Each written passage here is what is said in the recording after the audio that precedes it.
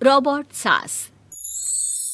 शहर में रिश्तों की कमी और अपनों के प्यार की कमी लगभग हर घर में है।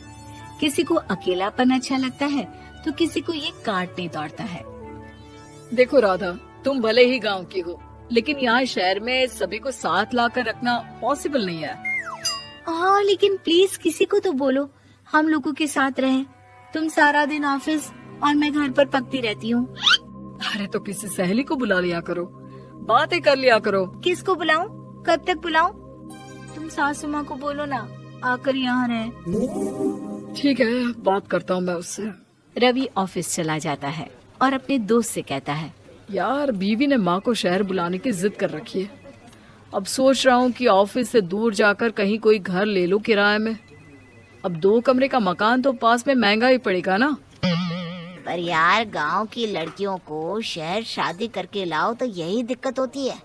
वो लोग समझ ही नहीं पाती कि शहर की जिंदगी कितनी मुश्किल है। सबकी अपनी अपनी परेशानी है। अब मेरे वाले को देख लो, वहाँ के ऑपरेशन के लिए 2 हफ्तों के लिए लेकर आया था। बीवी ने तो इतना हंगामा किया कि माँ को 1 हफ्ते में ही वापस भेजना पड़ गया। सोच रहा हूँ कि माँ को फोन करूँ और कहूँ कि आ जाओ। क्या पता सास की चिक चिक सुनकर वो भी माँ को गांव भेज दे। आखिर औरतें तो औरतें ही होती है ना। किसे सास के साथ रहना पसंद होगा। बात आई गई हो जाती है। राधा रवि के पीछे एक बार फिर पड़ जाती है। वो 210 वाली है ना? हाँ, क्यों, क्या हो गया उसे? उसकी सास कलाने वाली है। बड़ी खुश थी कि वो अब दिन भर बच्चे को सास के पास रखकर घुमा फिरा करेगी। लेकिन हमारी तो किस्मत ही फूटी है। हमारी सास कब आएगी कि ये सुख हम भी ले सके। देखो, मैं माँ से बात कर लेता हूँ, लेकिन माँ हमेशा के लिए कैसे आएगी? कोई और तरकीब सोचो ना। एक काम करो ना, मुझे गांव छोड़ दो, मैं चली जाती हूँ। कम से कम सास का सुख तो देख लूंगी।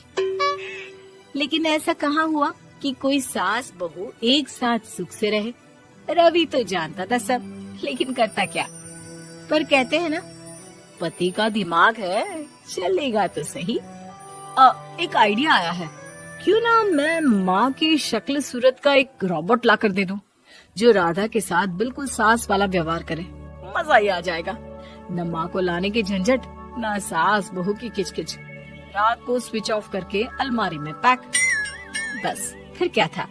अगले दिन जैसे ही घर की घंटी बजती है और राधा दरवाजा खोलती है, साथ पे खड़ा होता है रवि और साथ में होती है रवि की माँ यानी कि राधा की सास।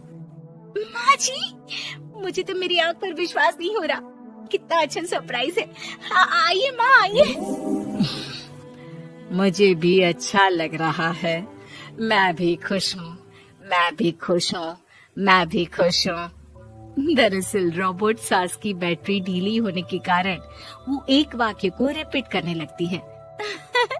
माँ जी इतनी खुश है कि बार बार दोहराए जा रही हैं कि खुश है, खुश है। मैं अभी पानी लाती हूँ।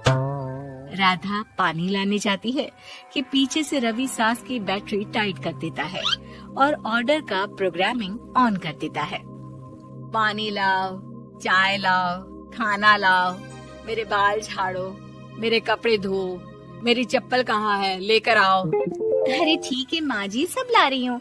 मैं जानती हूँ रवि आपको प्रोग्रामिंग करके लाया ना कि आप मुझे तंग कर दे और मैं आपको जाने को बोल दूँ। नहीं माँ जी, इस बार मैंने भी कमर कस रखी है। अरे प्रोग्रामिंग कैसी लैंग्वेज यूज कर रही हो? माँ का रोबोट थोड़ी ना है जो मैं प्रोग्रामिंग करूँगा। अरे मजाक कर रही हूँ। माँ तो माँ होती है, मैं जानती हूँ। राधा सास के साथ खुश रहती है। वो उनके साथ बातें करती, घूमने जाती और आसपास के लोगों से मिलवाती। लेकिन एक दिन, अरे कभी तुम लोगों को लड़के नहीं देखा। इतनी तो तू मैं माँ बेटी में भी हो जाती है, लेकिन तेरी सास तो बिल्कुल ताना नहीं देती।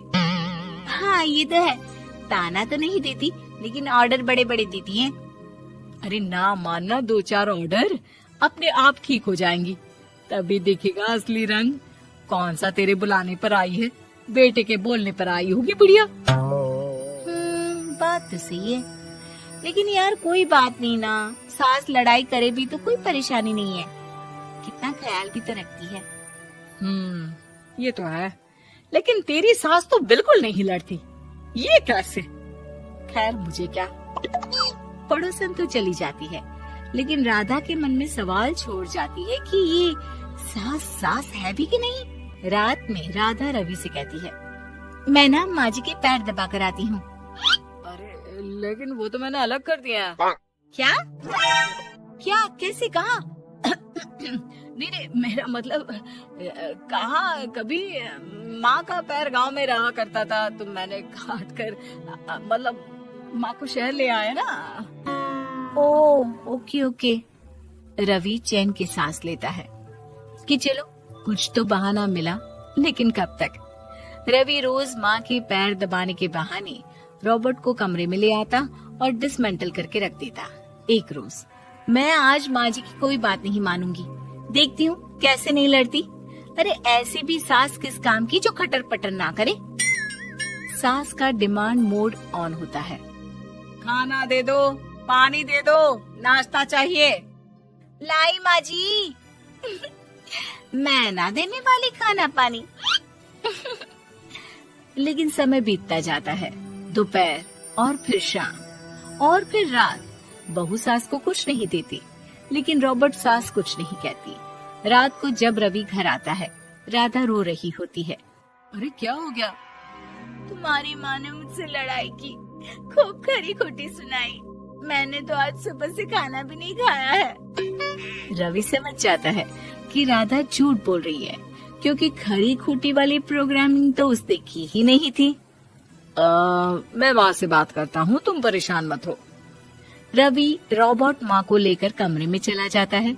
वो उसे डिसमेंटल करके रख ही रहा होता है कि राधा, चलकर देखती हूँ माँ जी कहीं रवि को मेरे खिलाफ भड़का तो नहीं रही है। वो जैसे ही कमरे के अंदर जाती है, डर जाती है। सास के पुर्जे पुर्जे अलग थे। रवि, ये क्या है? ये माँ रॉबर्ट थी, तुमने ऐसा क्यों किया रवि?